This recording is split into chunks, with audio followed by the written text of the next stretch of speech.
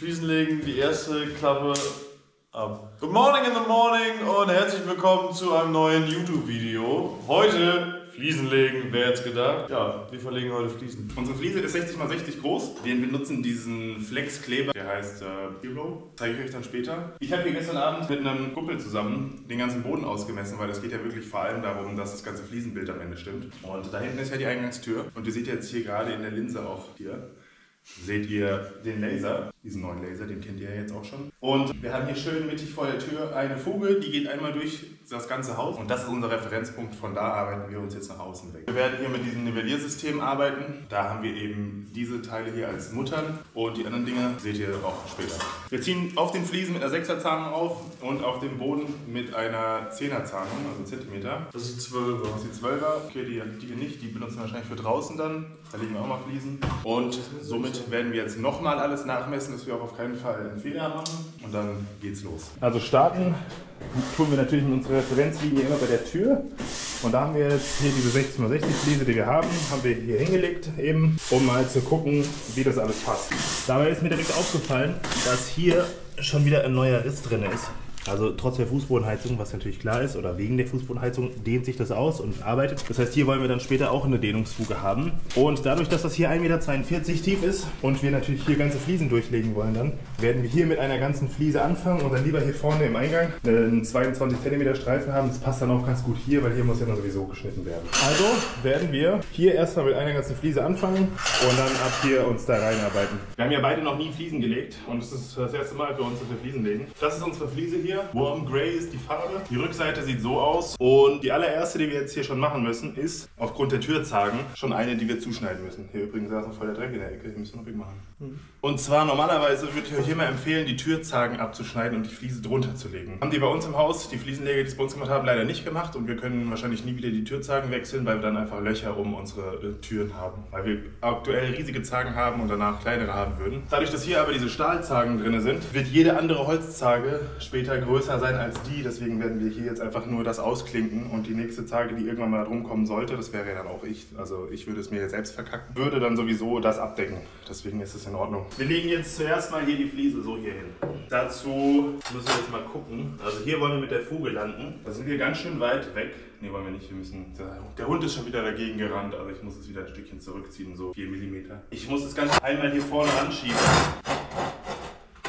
damit ich mir jetzt hier anzeichnen kann, wo am Ende meine Fuge ist. Gucken, ob das jetzt hier passt. So habe ich mir jetzt den Laser gerade gerückt. Ich gucke jetzt, dass die Fliese dazu parallel liegt. Hier 14,2 und hier habe ich auch 14,2. Geil wäre eigentlich ein rechter Winkel, aber können wir auch so machen jetzt mal. Aber hier ist ein bisschen wenig Luft, wa?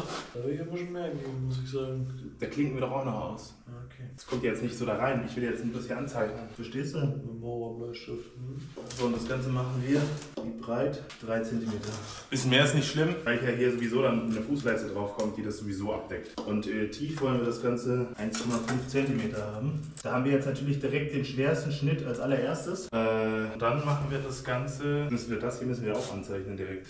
Also diese Ecke hier muss weg.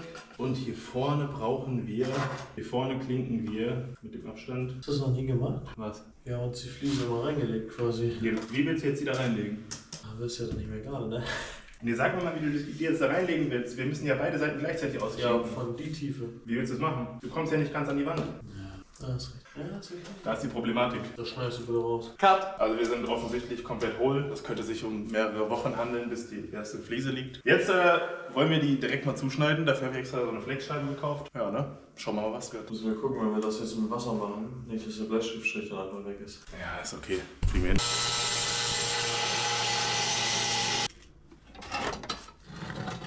Dann zeig mal her. Wahrheit.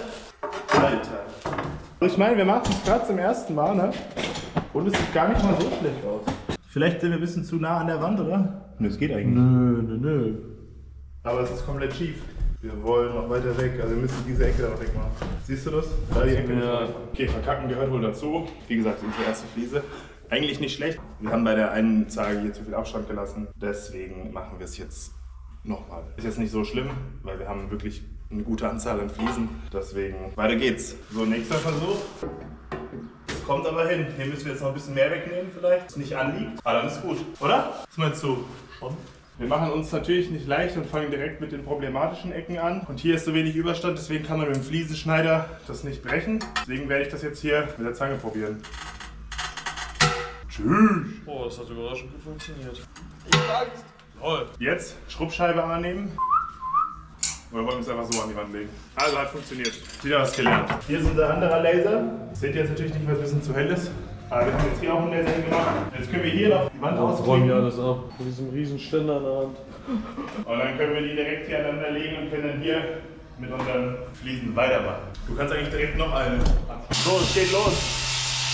Nimm deinen Fliesenkleber. Ich habe mir jetzt extra noch nicht so mega viel geholt, angerührt, weil ich Angst habe, dass ich es noch verkacke. Deswegen erstmal nur diese Menge hier, diese Menge X. Und ich fange das mal an, das hier mit der. Ich habe vorhin gelogen. War gelogen. Ich habe gar keine 10er Zahnkelle, wir nehmen deswegen die 12er hier. War gelogen. So. Das ist jetzt schon relativ steil abgezogen hier. Und der Loop zeigt euch jetzt, wie man das mit der 6er Zahnkelle auf die Fliese aufträgt. Das ist das gleiche in grün. In die andere Richtung aber, ne? Ja. Also wir haben das ja jetzt in die Richtung aufgezogen. Das heißt, wir ziehen das da jetzt in welche Richtung auf? Ja. Und wo ist quer?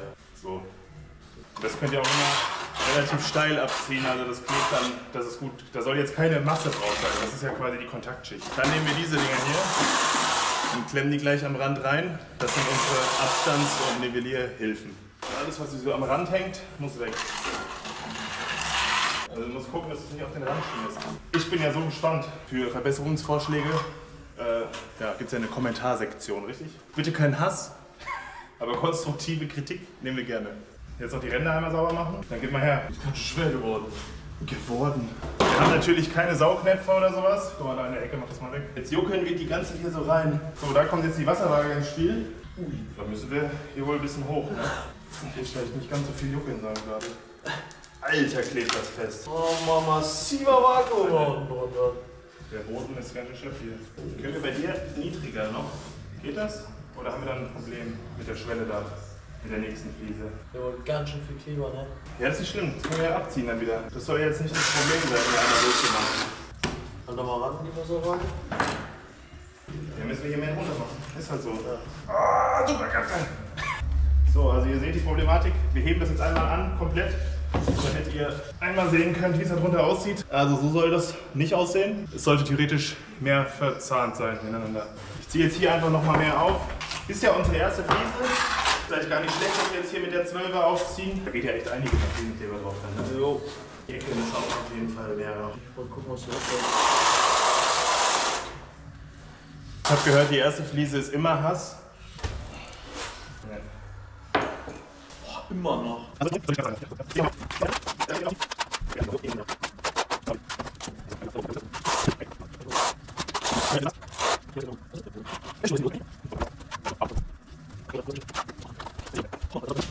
Du musst ganz schön viele Cuts setzen in dem Video, weil ich richtig viel Scheiße gelabert habe. Ja. Jetzt haben wir hier wieder unseren Längskleber. Da ist jetzt unser Quer. Der Längskleber, die Längsfuge und die Quer. Mann! Auf jeden Fall haben wir jetzt hier wesentlich weniger Kleber als hier, weil wir hier wesentlich tiefer waren als da. Und das sieht doch schon mal. Das sieht gar nicht mal so schlecht aus. Hier kommen jetzt zum ersten Mal diese Dinger zum Einsatz. Werden einfach hier drauf gedreht und damit kann ich auf jeden Fall meine Fugen alle auf ein Level kriegen. Und zwar ziemlich easy. Das werden auch nicht krass zusammenziehen. Hey! Ja? Hast du schon mal damit gearbeitet? Nö. Okay. Du erinnerst dich, dass wir gerade zum ersten Mal Fliesen legen, oder? Ja, heißt ja nicht, dass du noch nie bei der Fliesenlegemaschine gearbeitet hast. So, das sieht gut aus. Jetzt kann ich direkt die nächsten hier reinstecken. Das hier müssen wir sofort abziehen. Und ich habe auch schon direkt die nächste hier zugeschnitten. Das heißt, ich ziehe mir jetzt hier direkt noch mehr auf und dann kommt die nächste rein. Da geht auf jeden Fall wesentlich mehr Fliesenkleber drauf, als ich jetzt erwartet hätte. Aber das ist ja in Ordnung. A und O ist ja wirklich die gleichmäßige Verklegung. Stecken wir das Netzwerkstecker jetzt in die ortfeste Steckdose. Drücken Sie die fest ab. Also die hier ist viel zu kurz, Luke. Mindestens so ein Minuten. Luke, habe ich jetzt hier die falsche? Kann es sein? Ist das hier die 57er für hier? Ne, das ist die hier. Die hier ist nämlich viel zu kurz. Die hast du auch geschnitten. Trotzdem ist sie viel Sonst zu kurz. probier die. Hä? Die haben die doch schon hingelegt hier. Ich mag die Aussage. Da rein. Und rein. Hier ist Musik angegangen. Was denn jetzt? Wo kommt das her? Das ist es nicht. Ist das mein Handy? Das ist mein Handy. Doof. Digga. Bitte lass es auf Aufnahme sein. Ja. Alter, das sieht auch gut aus. Hast du hier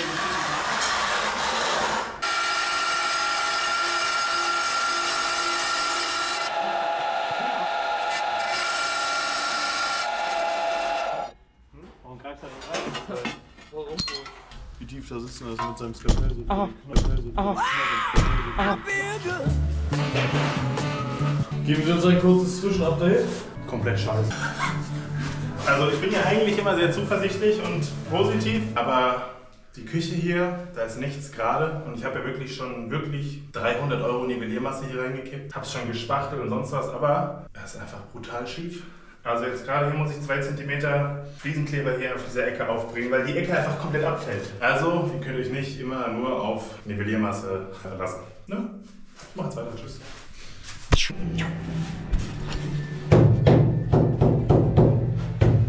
Scheint wohl extrem anstrengend zu sein. Ja, auch total. Wir haben jetzt schon ganze 3 Quadratmeter geschafft, also wir sollten uns jetzt Profis nennen. Finde ich.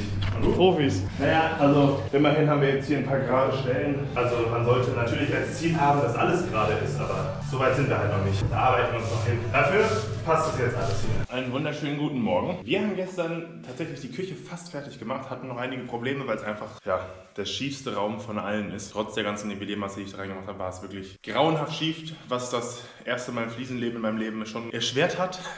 Aber alles andere wird auf jeden Fall gerader sein und wir werden uns jetzt erstmal dort diese Abstandshalter und dieses Nivelliersystem wieder runterholen, damit wir die Muttern wieder haben, damit wir weitermachen können. Das ist unser erster Schritt, direkt nach dem Kaffee. Good morning in the morning.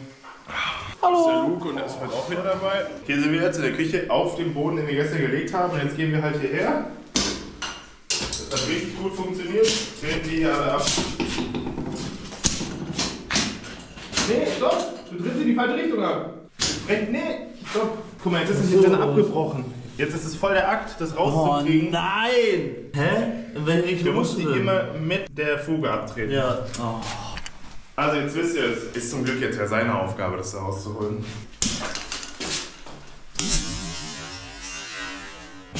Du bist gegen die Box gelaufen, jetzt macht die komische Geräusche. Nein. Endlich Weihnachtsmusik, oder? Endlich Weihnachten. Hast du jetzt 11 Monate bei der Arbeit drauf gewartet, oder nicht? 12 Monate ist das jetzt schon. Ich warte ab dem 24. auf das nächste Jahr Weihnachten. Und das ist 12 Monate her, jetzt Anfang Dezember, ja? Sie wissen ja nicht, wann das hier gedreht wird, oder? Heute ist der 4. November. Ja, jetzt ist es. Wir haben jetzt Folgendes vor. Wir müssen jetzt erstmal hier messen. So. Und der Laser ist ja super geil, weil wir vom Boden aus messen können. Ist also so. weil der Laser jetzt wie Das obere viel? kannst du auch ausmachen. Das obere brauchen wir doch gar nicht. Weil wir jetzt 12 mm über dem Boden sind. Und jetzt können wir uns praktischerweise den tiefsten Punkt erarbeiten. Beziehungsweise ermessen. Der erste ist hier, der erste tiefste Punkt. Kann ich jetzt schon sagen? Guck mal, hier haben wir nämlich schon mal 23 mm und hier haben wir auch 23. Ja, hier ist ein absoluter Hochpunkt. Das heißt, hier wird es wenig Fliesenkleber geben. Gehen wir aus der Sonne. 18. Und hier ist auch ein Tiefpunkt. Hier, ziemlich genau. Ich habe auch einen Tiefpunkt. Nicht weit. Jo. Okay, wo ist unser höchster Punkt? Wir müssen am höchsten Punkt anfangen. Also, in jedem Fall würde ich euch empfehlen, noch mehr Nivelliermasse als ich hier aufzubringen. Ich habe es jetzt wirklich nicht gemacht, aus dem Grund, dass man mit Nivelliermasse ja auch seine hohen Punkte nochmal höher holt. Und ich habe ja wirklich hier an den Türen sowieso schon Probleme von der Höhe, dass wir werden mit der Fliese jetzt schon höher kommen als die Schiene von dieser Rolltür hier. Das ist schon mal Kacke. Aber ist halt so. Hier unten bei der Tür, wo Luke jetzt gerade drin steht, da haben wir Platz. Das ist vollkommen egal, wie hoch wir da kommen. Unser anderes Maß ist da vorne die Tür, aber da sind wir auch locker drunter. Also unser problematisches Maß ist wirklich diese Tür hier. Und wir haben jetzt hier drüben angezeichnet, dass das hier unser absoluter Hochpunkt ist hier. Das erkennt ihr an dem H für Hochpunkt. Also hier werden wir unsere erste Fliese legen, weil hieran müssen wir uns ja dann orientieren. Aber bevor wir unsere erste Fliese hinlegen können, müssen wir jetzt erstmal hier alles ausmessen und zu gucken, ob wir hier mit einer ganzen, mit einer halben, mit einer Viertel oder wie wir hier mit welcher Fliese anfangen, damit wir hier einmal schön durchlegen können. Boah, lasst euren Kaffee niemals immer zu lange stehen. Das ist echt nicht gut, ey. Dadurch, dass wir von hier bis nach da drüben, wo der Hund sitzt, haben wir 7,32 Meter. Das würde bedeuten, dass wenn wir jetzt hier mit einer ganzen anfangen würden, dass wir da hinten dann noch einen Streifen von etwas über 12 cm hätten. Und wir wollen keinen Streifen von 12 cm hinten am Rand. Deswegen fangen wir hier mit einer 40 cm Stück an und legen dann eine ganze und dann wieder eine ganze. Und dann haben wir da hinten eine halbe, also 30 cm. Deswegen werden wir als allererstes jetzt an unserem höchsten Punkt mit einer ganzen Fliese mit Ausklinkung anfangen und das macht jetzt Luke. Zurück zum Thema Anzeichnen. Sehr simpel. Also ich mache jetzt hier mal eben vollflächigen, dass ich auch weiß, dass das gerade ist hier. Zack, zack. So muss hier am Ende quasi liegen. Natürlich in die halt ausgeklinkt, ne? Also ich mache mir hier einen Strich. Wir wollen das Stück ja hier quasi raus haben. Jetzt habe ich mir die Fliese hier so hingelegt. Jetzt habe ich schon mal das Maß hier. Jetzt lege ich mir die Fliese hier hin. So ein Stück Abstand. So, dann machen wir das hier. Jetzt können wir das, deswegen der Winkel. So und so. Und jetzt schneide ich das hier raus. Ich bin nicht so gut im Erklären, nehmt mir das nicht übel. Aber ich glaube, das war halbwegs verständlich.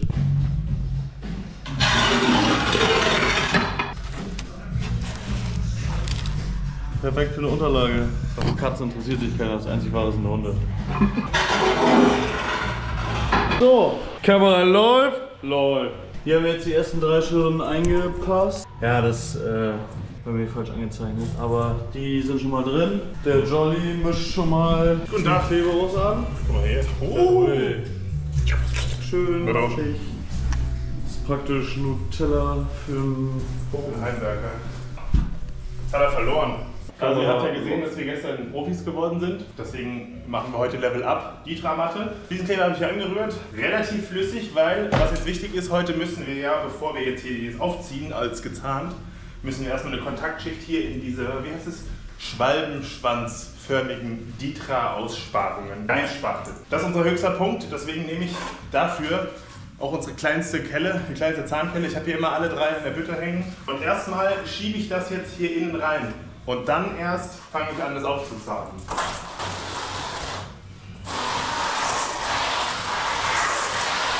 Jetzt könnt ihr euch so ein bisschen wie Bodenspachtel vorstellen. Guck mal, was da alles drauf geht. Also hier brauchen wir echt ordentlich Masse. Hierbei ist jetzt wichtig, dass ihr jetzt nicht viel weiter als eure Ditra-Matte spachtelt, weil sonst den Entkopplungseffekt weg, wenn ihr jetzt die Fliese wieder am Boden festklebt. Und wir haben das ja hingemacht, um es zu entkoppeln, also würde es keinen Sinn machen. Du hast das Virum aufgezogen, Claire. Ich muss einmal wieder links. Ja, genau. So. Und dann wollen wir mal unsere erste hier hinlegen. Könntest du mit Eisfreie Nägel aufbauen? Ja. Das ist so nice. Hier. Ich glaube, unser höchster Punkt ist hier. Na, guck mal, hier hinten habe ich jetzt richtig Platz.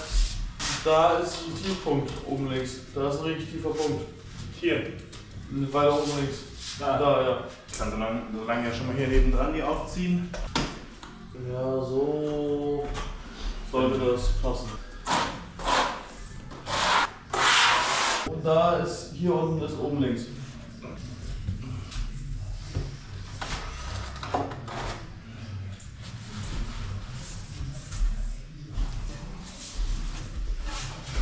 Boah, übel, ey. Guck mal. Wir müssen hier doch mit der großen Zahnung aufsteigen. Oh, fuck.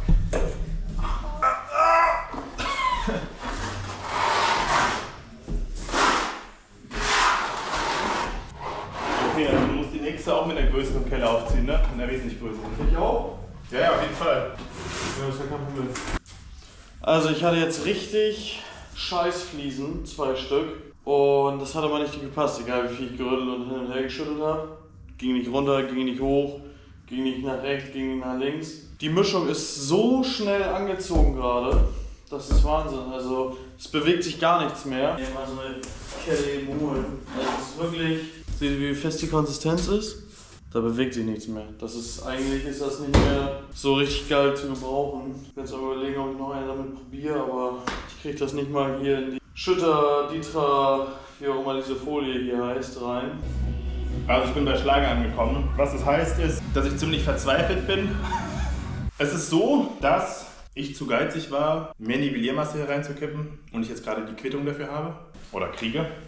Ich meine, das sieht jetzt hier gar nicht schlecht aus und es ist auch alles schön in Waage, vor allem aus dieser Perspektive. Wenn man jetzt aber da unten genauer hingucken würde, an diese Kante, würde man sehen, dass da 2 cm Fliesenkleber drunter ist. Das ist in Ordnung. Ich habe einen Baustoffhändler und habe mehr Fliesenkleber geholt, habe mit ihm geredet. Und er meinte, ist halt so jetzt, aber ist ärgerlich. Er meinte auch, im Endeffekt ist Fliesenkleber und Nivelliermasse ähnlich teuer, aber Nivelliermasse wäre weniger Arbeit gewesen. Die Litramatte klebt ja jetzt aber schon. Nivelliermasse darf man nicht auf eine Litramatte drauf machen, weil die wird dann sofort wieder brüchig, das ist schlecht. Deswegen machen wir halt weiter so. Des Weiteren, diese Dinger hier, davon kosten 100 Stück bei einem normalen Baustoffhändler 20 Euro fast brutto. 17 Euro irgendwas netto, also ja, 20 Euro. So, die hier, davon hat ein 100er-Pack, einfach so bei Kleinanzeigen, bei so einem Baustoffhändler, der seinen Laden dicht macht, kaufe ich einen 100er-Pack für 6 Euro brutto. Das heißt, ich habe jetzt gerade den Luke losgeschickt, nochmal irgendwie 10 Päckchen davon zu holen, weil die gehen weg wie warme Semmeln und von den blauen Dingern, von diesen Muttern auch noch welche. Dieses System ist generell ganz geil. Also ihr habt das hier, das macht ihr immer in die Fuge zwischen den beiden Fliesen und dann schraubt ihr das hier oben drauf und das nivelliert dann quasi die beiden Fliesen auf ein Niveau. Also coole Sache, sehr, sehr hilfreich. Es gibt das Ganze auch noch mit Keilen. Das ist teilweise sogar ein bisschen angenehmer, weil es aber schneller geht, diesen Keil da reinzuschieben, als das hier drauf zu schrauben. Allerdings kann man hiermit schöner einstellen, wie fest man ziehen möchte. Es ist mir jetzt auch schon zweimal passiert, dass ich das einfach abgerissen habe, weil ich zu fest gezogen habe. Aber es könnte auch einfach daran liegen, dass ich viel zu viel Kraft habe. Naja, also ihr habt gesehen, jetzt hier im Zeitraffer, ich habe Unmengen von Kleber aufgebracht. Das ist natürlich äußerst blöd, aber gut, ist halt so. Jetzt muss ich halt gucken, dass es überall so gut passt. Wir spielen Cowboy und Indianer. Schreckliche Musik, aber witzig. Fehlt mir eigentlich noch hier so ein Handwerkerbier und dann wäre ich auch noch endlich ein richtiger Handwerker. So wie beim ersten Mal. Ich wollte Metal-Musik hören. Gibt's Metal-Schlager? Metal-Schlager, ich glaube, das wäre das Richtige jetzt. Papa, hier!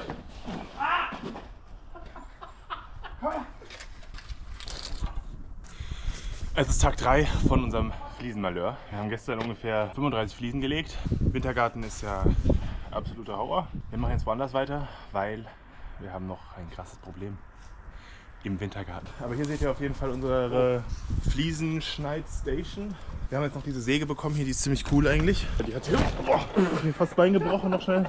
Hier kommt Wasser rein und diese Schale, die kommt da unten rein. Und dann zieht die sich selbst Wasser zum Kühlen und man kann einfach die Fliese durchschieben. Das ist ein bisschen wie so eine Kreissäge, Tischkreissäge, nur für Fliesen. Wir wollen jetzt hier weitermachen. Hier haben wir diese erste Fliese gelegt hier.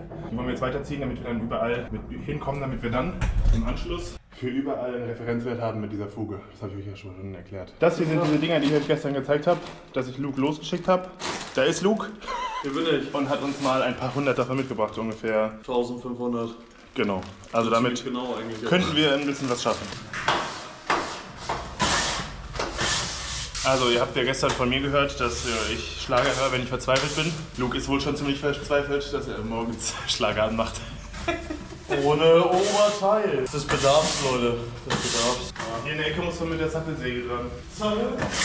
Der Lieblingswerkzeug.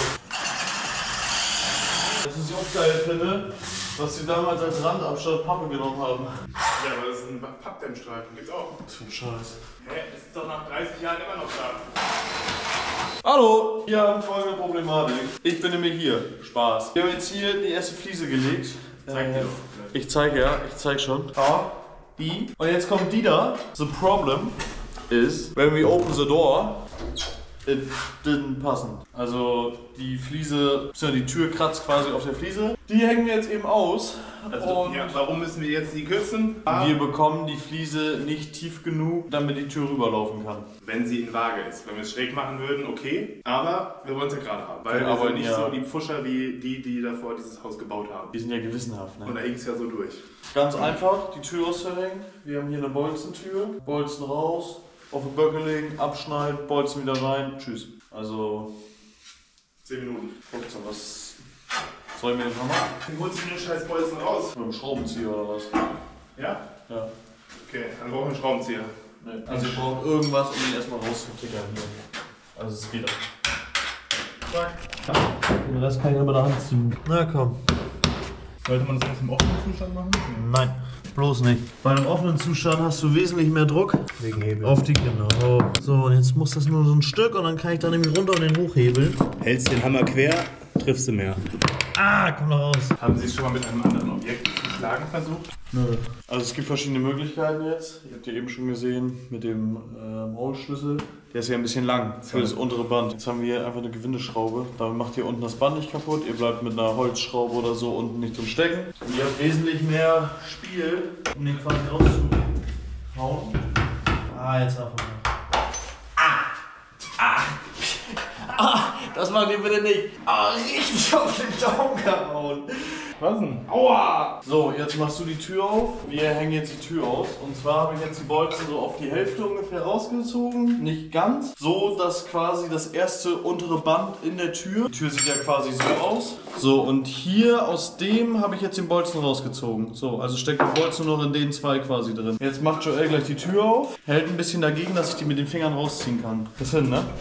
Was muss ich machen? So, erstmal drückst du die jetzt oben ein bisschen ran, nicht zu viel, nicht zu wenig. Und jetzt kann man die einfach mit den Fingern rausziehen. So, jetzt musst du ein bisschen wieder randrücken. Ja, genau. Und jetzt halt unten das gleiche Spiel. So, jetzt haben wir alle 3 Bolzen. Und jetzt haben wir eine Tür. Das Geile ist ja, es regnet schön, das heißt, wir müssen uns jetzt gleich im Regen machen. So, wie nehme ich das jetzt am besten raus, ohne mir die Hände zu quetschen? Einfach hier oben. Dann zieht Joel ein bisschen. Jetzt kippen wir die an, stellen die schräg und kommen dann so quasi aus dem Loch raus. Ach so, wir brauchen ja die Böcke.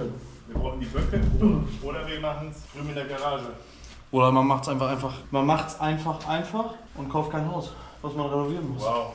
Vielleicht nur Tipp vom Profi, wa? Also Haus- und Zimmertüren ist natürlich noch was ganz anderes, beziehungsweise, ja, nee, vom Anzeigen jetzt nicht her. Wenn die Türen nicht passen, unten schleifen, dann macht man die so weit auf, wie es geht, nimmt sich den Zollstock, nimmt 2 Glieder, hält die quasi unten ran und zieht dann einmal lang an der Tür so. Dann habt ihr ungefähr 4-5 mm dann unten Platz, Luft.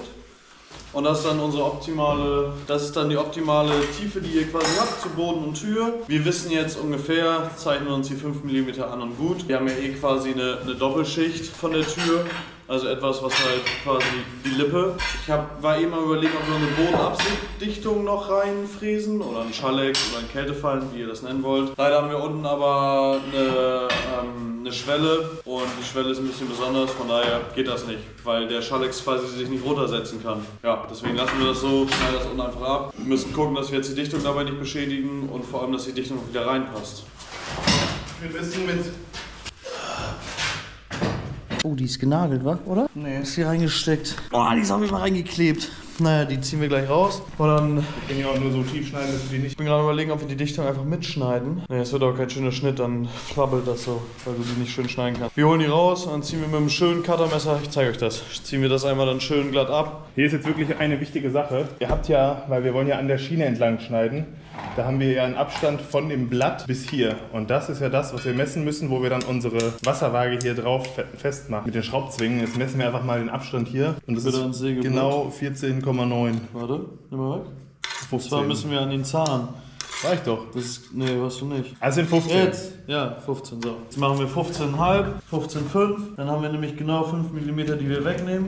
Machen wir die erste Schraubzwinge ran. Du bist einfach bei beiden. Bei der Schraubzwinge ist wichtig, dass ihr die nicht mega anknallt, weil wenn ihr es macht, dann habt ihr einen Abdruck auf der anderen Seite von der Tür. Ihr könnt natürlich noch irgendwas drunter machen. Zieht die jetzt einfach nur ganz vorsichtig an, Hauptsache es rutscht uns nicht weg. Und es ist eine Wasserwaage. Also die Wasserwaage am besten so wenig wie möglich irgendwie Druck ausüben oder sonst was. Passt. Wichtig ist, wenn ihr sowas nachmesst an der Handkreissäge, dann seht zu, dass da kein Akku drin ist. Vor allem, wenn das jemand anderes hält. Ich vertraue dem Joel zwar, aber man muss es ja nicht so anlegen, ne? Wichtig bei sowas, wenn man sowas misst, immer erstmal einen Probeschnitt machen. Und Absaugung anschließen. Was? Wie wofür? Für Absaugung. Ja, wir müssen die Zwinge gleich mal umsetzen. Ja. Das sieht schief aus, guck mal. Es ist nicht die Wasserwaage, es ist die Tür. Anritzen, nachmessen, 14,9. Ist okay. Dichtung ist nicht geklebt. Wenn ihr die Dichtung rauszieht, dann macht das am besten in der Mitte. Weil dann habt ihr wesentlich mehr zum Greifen und da ist die meist wesentlich lockerer. So, jetzt haben wir die Dichtung rausgezogen. Das zeige ich euch alles nach dem Schnitt, wie es danach aussieht.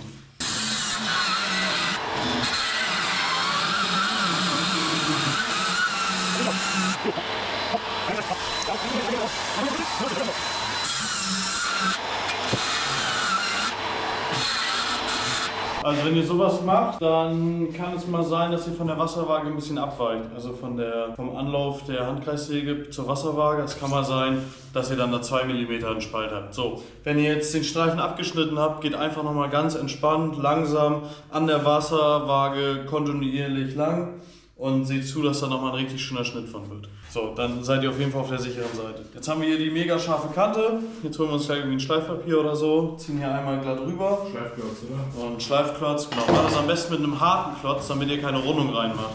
Wenn ihr jetzt ganz cool seid, um das Holz noch zu schützen, macht ihr da Weißleim noch rauf und zieht das ganz dünn ab oder Silikon oder irgendwie sowas. Ja, das ist jetzt eigentlich der falsche, aber es geht auch. Macht das mit einem 80er oder 100er Schleifpapier. Einmal 2-3 Mal rum. Und wenn ihr richtig cool seid, macht ihr vorm Sägen am Ende Türblatt, damit nichts ausreißt, ein Klebeband. Habe ich sogar mitgebracht, war mir vergessen zu benutzen. Aber das ist eh nichts ausgerissen, weil es geiles Holz ist. Richtig cooles Holz. Müsste Mahagoni oder Teak sein. Genau, Teak ist gar nicht mehr erlaubt in Deutschland. Perfekt. So, jetzt müssen wir mal gucken hier mit der Dichtung. Wir sehen jetzt hier, dass die Dichtung, die da drin war, hier quasi nicht mehr bündig ist. Das ist jetzt Fusch, was wir machen. Und normalerweise müsste jetzt hier eine neue Dichtung rein. Aber es reicht erstmal. Und zwar gehe ich jetzt hier bündig lang mit einer scharfen Cutterklinge, scharf und neu, und ziehe das hier bündig ab. Wenn man nämlich eine scharfe nimmt, kommt dann ein sauberer Schnitt zustande. Und wie man sieht, es geht auch ganz leicht. Wenig drücken. So. Weil das Auge ist ja mit, ne? Und zack. Wir hatten jetzt bei alten Türen, ist das häufiger so. Da ist noch Metall mit eingearbeitet. Aber wir haben hier, zwischen der verschiedenen Holzart, haben wir hier 2 Metallschienen eingearbeitet. Das haben wir auf der anderen Seite auch. Das wird aber Alu sein, was jetzt nicht ganz so tödlich fürs Sägeblatt sein wird. Und da wird niemals irgendein Stahl oder irgendein großes Metall eingesetzt sein, weil es ja auch einfach gewichtssparend ist. Die Tür ist ja schon schwer genug. Und da muss ja jetzt ja nicht noch schweres Metall rein. Ja, wir sind jetzt fertig quasi. Ich hole gleich nochmal irgendwie ein bisschen was an transparentes Silikon, dass wir das hier auf der Fläche aufarbeiten. Das ist wirklich nur rauf und dann einmal mit dem Finger dünn abziehen. Einfach damit wir das Holz quasi schützen und genau, dass das sich nicht aufquillt oder sonst was. Das ist zwar eh Tropenholz, aber ich sage immer, doppelt hält besser. Von daher machen wir das mal eben. Weiß nicht. Nee, du musst weiter zu dir. Der eine hebt jetzt an, beide heben ein bisschen an. Der eine, der die Stifte reinsteckt, achtet aber darauf, dass jetzt. Oder? Und dann Nee, pass auf, dass die Bänder nämlich aufeinander liegen. Also, du musst jetzt quasi hinter mir stehen und hebst das an. wie soll ich das machen? Wir müssen doch jetzt erstmal das in die Dinger reinstecken. Ja, das ist aber richtig anstrengend und schwierig. Also, so kann man es auch machen, aber das ist natürlich nicht ganz so geil, weil ich jetzt hier meine Finger quasi habe. Ja, oben einfach. Also, ja, weißt du, wie schwer das Ding ist? Nee. So. Du musst mir sagen, was ich machen soll. So halten. Jetzt sind wir oben schon mal anrücken. Zu viel. Ja. Oben drin. Ausziehen zu dir. Zu viel. Ja. Und Mitte drin. Und unten. Auch verloren. Genau. So. Jetzt nehmen wir einfach mal ein Hämmerchen und klopfen die mal eben noch ran. Zack. Zack.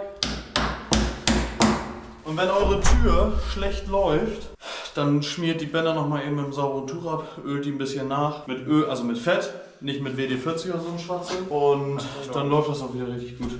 So, wir legen jetzt hier ist die richtige. Wir legen unsere Fliese da jetzt mal eben hin, gucken mal, ob das in etwa passt.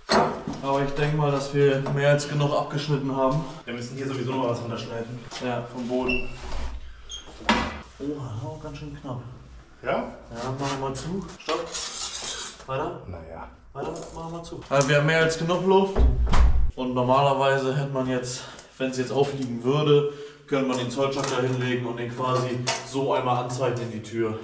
Dann hat man nämlich genau 5-6 mm und dann hat man den genauen Abstand. Das ist die nächste Aufgabe, die wir abgeschlossen haben. Ich habe jetzt hier gestern Abend, sieht das hier sehr dreckig aus, weil wir hier schon wieder sehr oft durchgelaufen sind, aber gestern Abend habe ich hier noch schnell die ganzen Fliesen gelegt. So, die hier bis raus. Jetzt habe ich hier eben so 2 Edelstahl-Abschlussleisten geholt, weil wir hier hinten einen Höhenversatz haben. Also wir sind ja mit der Wasserwaage hier nach hinten gegangen und deswegen haben wir hier fast 1 Zentimeter Kleber drunter. Aber wir wollen natürlich hier wieder auf den Boden drauf. Deswegen werde ich hier so eine Abschlusskante setzen und dann einen Versatz machen.